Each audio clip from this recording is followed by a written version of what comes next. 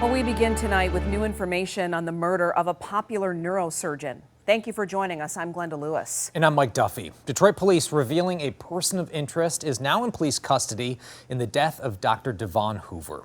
The doctor was found shot and killed on Sunday night at his home on Boston Boulevard. Yeah, the person of interest is being held on unrelated charges. Police are also saying the crime was not random and there was no forced entry on the home. 7 Action News reporter Simon Shaykat talked with police and one of the doctor's close friends about the investigation. The community remains stunned after the death of Dr. Devon Hoover. He lived here in this community, and police now believe he knew his killer.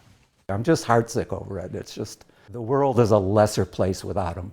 He was a good man. Came from not a very big city and really loved the city, and wanted to be in the city specifically. As a friend of Dr. Devon Hoover, Alan Kenyash is grieving like so many others, still in disbelief.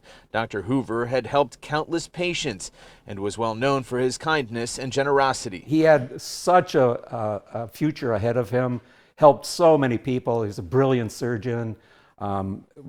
He'd open his house to events, to the neighborhood. Police Chief James White tells us the person of interest being held on other charges is someone known to Dr. Devon Hoover. How exactly the two knew one another is unknown, but police are in the process of questioning that person. We are happy to have a person of interest who we can question, and we are confident as a policing agency that this person knows something about what occurred. Very proud of the work they put into this, and they have worked tirelessly to get us to where we are right now. Dr. Hoover was found dead, wrapped in a sheet in the attic of his home in the Boston Edison neighborhood after his family had requested a welfare check. There was no sign of forced entry. The physician was highly respected for treating neck and back disorders and worked for Ascension St. John on Moross. Police say the motive behind his shooting death remains unknown. How could something like this happen to such a guy? I'm sure if you were to look up like gentleman in the dictionary, there'd be a picture of Devon next to it.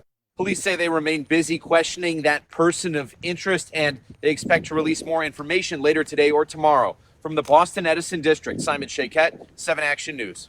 Simon, thank you. Well, services for Dr. Devon Hoover are slated for this weekend.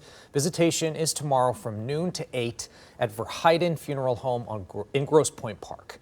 And a funeral service will be at 1:30 Sunday afternoon at the Cathedral of the Most Blessed Sacrament in Detroit.